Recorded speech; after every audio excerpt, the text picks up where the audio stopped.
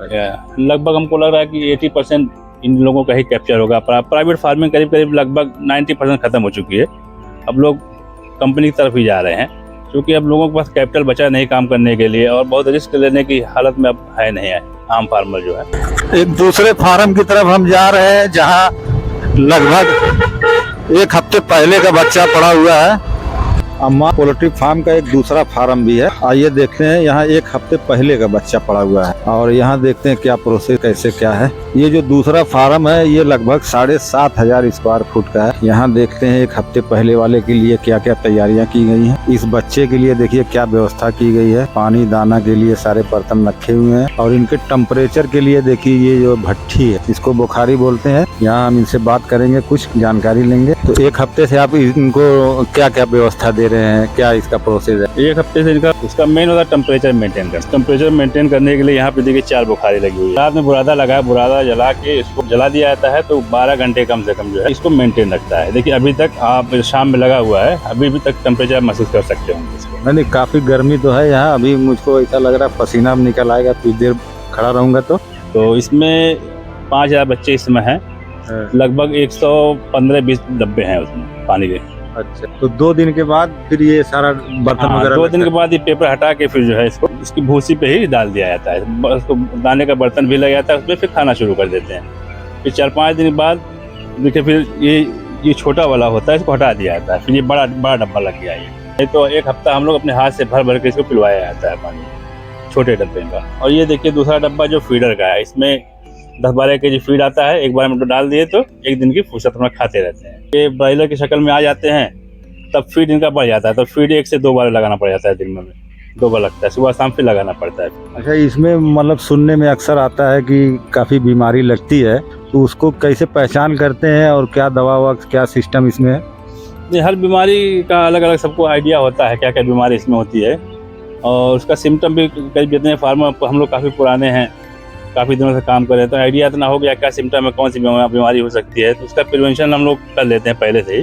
तो कभी कोई बहुत दिक्कत आ जाती है तो दवा वगैरह काम नहीं करती है, तो मोर्टेलिटी भी काफ़ी हो जाती है, उसमें फार्मर का काफ़ी नुकसान हो जाता है। हाँ। 2-3 साल से तो समझिए कि बहुत अच्छा नहीं रहा पोल्ट्री के लिए। रेट बहुत अच्छा नहीं मिला।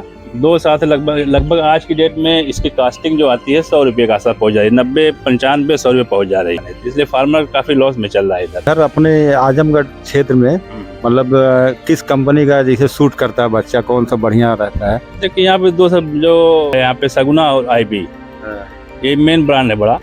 लगभग हमको लग रहा है कि 80% इन लोगों का ही कैप्चर होगा। प्राइवेट फार्मिंग करीब करीब लगभग 90% खत्म हो चुकी है। अब लोग कंपनी की तरफ ही जा रहे हैं, क्योंकि अब लोगों के पास कैपिटल बचा नहीं काम करने के लिए, और बहुत रिस्क लेने की हालत में अब है नहीं है आम फार्मर जो है। टंकी जैसा आपको दिख रहा है, ये टेम्परेचर बनाने के लिए है। ये जो ऑटोमेटिक ड्रिंकर है, ये 1 हफ्ते के बच्चे को लगा दिया गया है, और 1 हफ्ते पर ये जो दाना खाने वाला भी लगा दिया गया है इनका। हम माजी साहब से जानना चाहेंगे कि पहले गांव के लोग अपनी ज़मीन पे खुद फार्म बनवाते थे चिक्स पालने के लिए, इस कारोबार के लिए।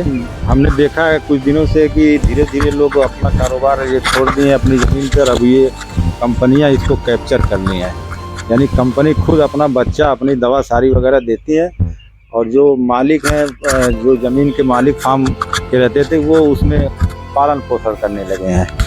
तो आइए इनसे कुछ बात करते हैं कि ये कब से हुआ, कितने दिन से हुआ और क्यों हुआ। कंपनियां यहाँ पे तो काफ़ी पुरानी हो गई हैं, लेकिन उधर ठीक ठाक चलता था, प्राइवेट फार्म भी चलता था, कंपनियां भी चलती थी। लेकिन आज की डेट में कंपनियों के आगे प्राइवेट फार्मर हैं भाई, अब नहीं कर पाएंगे काम। पहले हम लोग तैयारी करवाते थे तो फीड वगैरह काफ़ी सस्ता था। जो फीड आज से 5-6 साल पहले 22-23 रुपये किलो में पड़ता था हम लोगों को, आज की डेट में 42-44 रुपये किलो पड़ रहा है, 10 डबल हो गया। और लागत हम लोगों की 55-60 रुपये 65 रुपये तक आती थी मैक्सिमम, लेकिन आज की डेट में 95-100 रुपीज़ पहुँच जा रही है लागत।